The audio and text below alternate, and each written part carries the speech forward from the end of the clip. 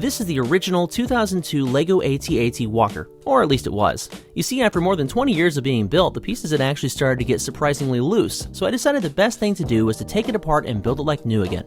It was definitely quite the process, but I got all the pieces cleaned up, and over the next few days I started putting everything back together. One of the things I enjoyed most about this project, besides having the chance to pull out my vintage instructions, was the opportunity I had to make some structural improvements to the original AT-AT design. There were a lot of minor improvements that I made to the interior, which of course you wouldn't see, but the most significant and obvious change that I made was modifying the cockpit. You see, the original design had room for only one pilot and nothing else, whereas in the more recent AT-AT models, LEGO has designed them to allow for 2 and more recently even 3 people to fit in the cockpit. Now, it wasn't easy, but with a lot of trial and error, I was actually able to design a new 3-person cockpit to work with the original AT-AT, and I actually used the 2020 AT-AT instructions as a reference. Honestly, I always felt like this entire section was a little flimsy on the original model, probably because they're used to these turntables to hold both sides on, and they were always kind of wobbling around. One of the biggest challenges though was creating the top hatch, but eventually with some creative thinking I was able to come up with a design that allowed it to transition from 5 studs at the front down to 4 at the rear, making it fit perfectly with this model. Now, I did have a few pieces left over from the original design, but nothing you would really notice, and overall I'm incredibly happy with how this turned out. As you can see, in the new design we can now easily fit 3 people in the cockpit without it being cramped, and that's much more movie accurate. So here's the reveal from LEGO's original design to my slightly modified version. I'd love to hear your thoughts on how it turned out though, or if you would have done anything differently.